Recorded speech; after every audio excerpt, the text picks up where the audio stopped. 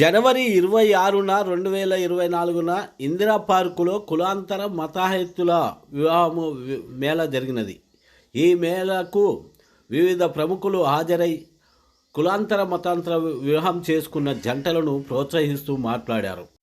ఈ సందర్భంగా అరుణోదయ, షేక్ బాబా లాంటి వివిధ కళా బృందాలు వారిని ఉత్సాహపరచుటకు పాటలు పాడుతూ చారిత్రక మూలాలను తెలియజేశారు. ఈ సందర్భంగా ఎస్వి సత్యనారాయణ గారు మాట్లాడుతూ కులము అనేది ఎట్లా పోతుంది, కులము అనేది కులాంతర వివాహాలు చేసుకున్నంత మాత్రాన కులం మతము అనేది పోదు అని వివరించడం జరిగినది. కులము మతము పోవాలంటే ప్రభుత్వం చర్య తీసుకోవాలి. కులాంతర మతాంతర వివాహాలు చేసుకున్న వారికి తల్లిదండ్రుల నుంచి కానీ బంధుమిత్రుల నుంచి కానీ ఎలాంటి హాని జరిగినా వారిని వెంటనే చట్ట ప్రకారం శిక్షించేటట్టుగా చట్టాలు తేవాలన్నారు. అదేవిధంగా క్యాస్ట్ ఫామ్లో భారతీయుడు అనే ఒక కాలం పెట్టాలని కూడా సూచిస్తున్నట్టుగా తెలుస్తున్నది. లోకం ఇటు సాగిపోతున్నది, లోకం ఇటు సాగిపోతున్నది, ఏమైపోతున్నది, లోకం ఇటు సాగిపోతున్నది, లోకం ఇటు సాగిపోతున్నది. లాభాల వేటలో మునిగిపోతుందా, నీతి న్యాయం మరిచి కరిగిపోతుందా, ఏమైపోతున్నది, లోకం ఇటు సాగిపోతున్నది, ఎటు చూసినా అటు కాసులా గలగల, మోసాలు లంచాలతో జనమంత విలవిల, కపట మెరుగని పల్లె తరిగిపోతుందా, కాలగతిలో నగరమాగమవుతుందా, ఏమైపోతున్నది, లోకం ఇటు సాగిపోతున్నది, లోకం ఇటు సాగిపోతున్నది. త్యాగనిరతిని పలికే భావాల పైన మూగబోయి కుమిలి రాగాల వీణ, పరుల మేలు తపన గిరిగీసుకుందా, లోక చింతన గొంతు కురి బిగుసుకుందా, ఏమైపోతున్నది, లోకం ఎటు సాగిపోతున్నది, ఎటు సాగిపోతున్నది.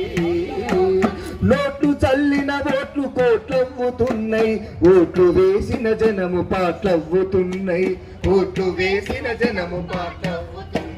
రెక్కలిరిగిన పక్షులల్లాడుతుంటే, దయలేని రాజ్యం దంచి ఏలుతుంటే, ఏమైపోతున్నది, లోకం ఎటు సాగిపోతున్నది, లోకం ఎటు సాగిపోతున్నది. వెలివాడలాగనే శ్రీ జాతి ఉన్నది, కామంతో ముగనీతి వెంటాడుతున్నది, మానవ బంధాలు ముగ్ధమవుతుండగా, అంగడిలో దోహాలు అమ్ముడవుతుండగా, ఏమైపోతున్నది, లోకం ఎటు సాగిపోతున్నది, లోకం ఎటు సాగిపోతున్నది. ధనము చుట్టే భూమి గిరగిరా తిరిగే, కరుపుతో పంటల రాసులే కరిగే, సిరుల వేటల ధరని వేడక్కుతుంటే, మన వేలుతో మన కళ్ళు పోడుస్తుంటే, ఏమైపోతున్నది, లోకం ఎటు సాగిపోతున్నది, లోకం ఎటు సాగిపోతున్నది. అక్కరొచ్చిన ప్రేమ పొంగిపోతుంది, రెక్కలొచ్చిన పక్షి ఎగిరిపోతుంది, చెలిమిలో బలిమిలో మానవ బంధాలు కొలిమిలో కాలుతూ పదునెక్కుతుండగా, ఏమైపోతున్నది, లోకం ఎటు సాగిపోతున్నది, లోకం ఎటు సాగిపోతున్నది. తెట్టు తెర చాపల దిక్సూచి లేక, సుడిగుండాలను దాటుతూ పోక, ఏమైపోతున్నది, లోకం ఎటు సాగిపోతున్నది, లోకం ఎటు సాగిపోతున్నది. లాభాల వేటలో మునిగిపోతుందా, లాభాల వేటలో మునిగిపోతుందా, నీతి న్యాయం మరిచి కరిగిపోతుందా, ఏమైపోతుందా, సాగిపోతున్నది లోకం ఎటు సాగిపోతున్నది లోకం ఎటు సాగిపోతున్నది. ఘనమైన భారతీయ సంస్కృతి వారసులం నిత్యం కులమతాల కుళ్ళులో పొరలాడే వంటి మట్టిగడ్డలు మీద ఒక అన్నాడు ఒక కవి. గ్రంథం రాశాడు, పుస్తకం రాశాడు. ఈ దేశంలో రాళ్లకు ప్రాణ ప్రతిష్ఠ చేయడానికి మంత్రాలు ఉన్నాయి కానీ ఒక యానాది వాడిని బ్రాహ్మణుడిగా మార్చడానికి తగిన మంత్రాలు ఏమీ లేవు. అది ఈ దేశ దౌర్భాగ్యం. వేళ కుల నిర్మూలన అనగానే అసలు కులం అంటే ఏమిటి అనే దాని మీద కూడా చాలా మందిలో అవగాహన లేదు. అంబేద్కర్ చాలా సింపుల్ గా ఒక విషయం చెప్పాడు, కులం అంటే ఏమిటి అని తెలియజెప్పడానికి. కొంతమంది జనం ఒక గుంపుగా ఏర్పడి తమ చుట్టూ ఒక గీత గీసుకుని ఆ గీతకి లోపల మాత్రమే వాళ్ళు ఉంటూ ఈ లోపల ఉన్న వాళ్ళలో ఎవరైనా పెళ్లి చేసుకోవాల్సి వస్తే గీత దాటి బయటికి వెళ్ళడానికి వీల్లేదు, ఈ గీత లోపల ఉన్న వాళ్ళు మాత్రమే చేసుకోవాలి అని కనుక ఒక నిర్ణయానికి వస్తే వాళ్ళని ఒక కులం అని అనొచ్చు అన్నాడు. మీ అందరికీ తెలుసు కులం పోవాలి పోవాలి అని చెప్పి వేదిక మీద ఉపన్యాసాలు ఇచ్చేవాళ్ళు కూడా తమ పెళ్లి వచ్చేటప్పటికో తమ పిల్లల పెళ్లి వచ్చేటప్పటికో మళ్ళీ కులం దగ్గరికే వెళ్తారు. దానికి కారణం ఇదే. కులం బ్రతకడానికి కారణం కులం లోపల పెళ్లిళ్ళు జరగడం మాత్రమే. వివాహేతర సంబంధాలు పెట్టుకుంటే కులంతో సంబంధం లేదు, మతంతో సంబంధం లేదు. అక్కడ అసలు కులం అడగవలసిన అవసరమే లేదు. మొన్న రాత్రి మేము ట్రైన్ ఎక్కి వస్తుంటే మా పక్క సీట్లో ఒక సాఫ్ట్వేర్ అమ్మాయి కూర్చుని మాతో పాటు ప్రయాణం చేస్తాం. సైడ్ బెర్త్లో ప్రయాణం చేస్తున్న వ్యక్తి అమ్మాయిని మాటలతో కలిపి నెమ్మదిగా మీరేంటమ్మా వయస్సులా? మంచిగా వాకింగ్ చేస్తే కార్ డ్రైవింగ్ చేసుకుంటారు. కాదండి మేము కాపురం అందా అమ్మాయి. అంటే ఈ దేశంలో ఉన్న ప్రజలకు ఉన్న పెద్ద జబ్బు ఏమిటంటే పరాయి వ్యక్తి కనిపిస్తే వాడి కులం కనుక్కోకుండా, వాడి మతం కనుక్కోకుండా, వాడు మనవాడో పరాయి వాడో తెలుసుకోకుండా మాటల్ని పెంచుకోవడానికి కూడా సిద్ధపడని స్థితిలో ఈవేళ భారతీయులు ఉన్నారు. రిపబ్లిక్ డే అని చెప్పి గొప్పగా చెప్పుకుంటాం, నాకు దేశభక్తి ఉందని చెప్పి మనం ప్రకటిస్తూ ఉంటాం. దేశం పట్ల భక్తి అంటే ఏమిటి? ఈ దేశంలో నివసిస్తున్న వాళ్ళ పట్ల హిందువులు గానో, ముస్లింలు గానో, క్రైస్తవులు గానో, పార్సీలు గానో, బౌద్ధులు గానో, సిక్కులు గానో విడిపోయి జీవిస్తున్నారు తప్ప మేమంతా ఒకటే అనే భావన లేదు.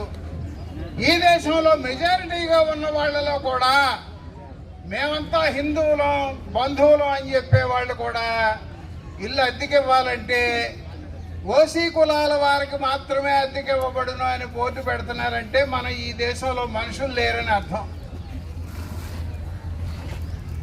ఈ దేశంలో ఉన్న వాళ్ళని మనుషులుగా గుర్తించేటువంటి వ్యవస్థ లేదు. మనకి తెలిసిందల్లా ఏమిటి? చెట్లని, పక్షుల్ని, క్రిమికీటకాలని, రాళ్లని, గుట్టల్ని పూజించడం మాత్రమే తెలుసు. ఎదురుగా కనిపించేటి సాటి మనిషిని గౌరవించడం తెలియదు. ఈ స్థితి పోవాలంటే అంబేద్కర్ కుల నిర్మూలన జరగాలి అంటే కులాంతర వివాహాలు జరగాలి అని చెప్పాడు. నిజానికి వేళ కులాంతర వివాహాలు ఎక్కువ జరుగుతున్నప్పటికీ కూడా అంబేద్కర్ ఆశించినటువంటి ఆశయ సాధనకి ఉపకరించడం లేదేమో అనేటువంటి బెంగ మాబోటి వాళ్లలో ఉంది. కులాంతర వివాహాలు జరిగినందువల్ల కులం నిర్మూలన అయ్యే పరిస్థితి ఈ దేశంలో వాస్తవానికి లేనే లేదు. కుల నిర్మూలన జరగాలంటే అధికారంలో ఉన్నటువంటి ప్రభుత్వాలకు కూడా చిత్తశుద్ధి ఉండాలి.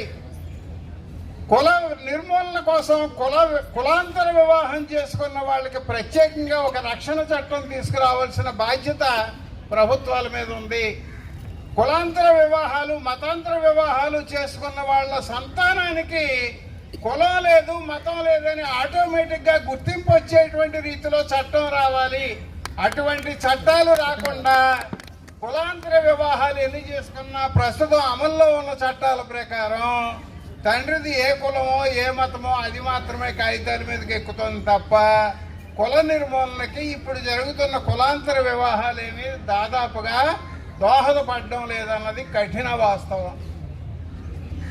చాలా మంది గొప్పగా చెబుతూ ఉంటారు, అబ్బే ఇంకా ఎక్కడ కులం ఉందండి ఈ దేశంలో ఇన్ని కులాంతర మతాంతర వివాహాలు జరుగుతుండగా అంటారు. కులం అంబేద్కర్ చాలా స్పష్టంగా చెప్పాడు, కులం అనేది మన కంటికి కనిపించదు, కానీ ఏ దిక్కుకు తిరిగినప్పటికీ అది ఆత్మరూపంలో ఒక భూతం లాగా మనకు ఎదురుపడుతూనే ఉంటుంది అన్నాడు.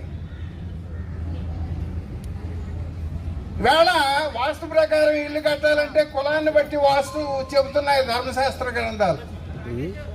మీరు పెళ్లి చేసుకోవాలని సిద్ధాంత దగ్గరికి వెళ్ళి జాతకం చూడమంటే కులాన్ని బట్టి జాతకం చూస్తున్నాడు. మీరు పెళ్లి చేసుకుంటే మీ కులాన్ని బట్టి అక్కడ మంత్రాలు మారుతాయి. మీరు చచ్చిపోతే మీ కులాన్ని బట్టి అక్కడ మంత్రాలు మారుతాయి. ఇవాళ కుల వ్యవస్థ లేనిదంటూ లేదు. ఏ సందర్భము మనం పుట్టిన దగ్గర నుంచి చచ్చేంత దాకా మనల్ని కులం వెంటాడుతూనే ఉంది. ఈ దేశంలో చట్టపరంగా మతం మార్చుకునే వెసులుబాటు ఉంది, కానీ కులం మార్చుకునే వెసులుబాటు లేదు. చాలా మంది నన్ను అడుగుతూ ఉంటారు, నీ పేరులో సుబ్బరాజు అని ఉంది, రాజు అనే తోక ఎందుకు కత్తిరించలేదయ్యా, నువ్వు ఏ వేదిక ఎక్కడానికి అర్హుడు వేనాడు అడుగుతారు. అయ్యా మీకోసం నా రాజు అనే తోక కత్తిరిస్తాను, నా కులం మారే అవకాశం ఉంటే చెప్పండి. నేను రాజు అని కత్తిరించే నా పేరు ఏమవుతుంది, ఎవరికి పెన్మెస్సా సుబ్బా అవుతుంది. వీడి ఇంటి పేరు ఏమిట్రా అని ఆరాధిస్తారు. మన వాళ్ళు తేలిగ్గా వదలరు కదా. ఈ పెన్మెస్సా అనేది మా కులంలో తప్ప ఇంకో కులంలో ఇంటి పేరు లేదు. ఓహో వీడు ఫలానా కులం వాడు. పరమనాస్తికుడుగా గుర్తింపు పొందిన గోరా గారి కులం ఏమిటో ఈవేళ ప్రపంచానికి అందరికీ తెలుసు. ఆయన గోరా అని పేరు మార్చుకున్న ఆయన కులం ఎక్కడికి పోలే. అందుకే నేను చెప్పుకోవడానికి పిఎస్ఆర్గా పరిచయం చేసుకుంటాను. ఇవాళ నేను ఓపెన్ చేసినటువంటి యూట్యూబ్ ఛానల్ కూడా వాయిస్ ఆఫ్ పిఎస్ఆర్ అని పెట్టాను. మత మార్పిడికి అవకాశం ఉంది, కానీ మన దేశంలో కుల మార్పిడికి అవకాశం లేదు. 45 కూడా మనదేనా? ఇవాళ కుల నిర్మూలన జరగాలంటే, కుల వివక్ష కంటే నిర్మూలన కోసం ఎక్కువ పోరాటం చేయవలసినటువంటి అవసరం ఉంది.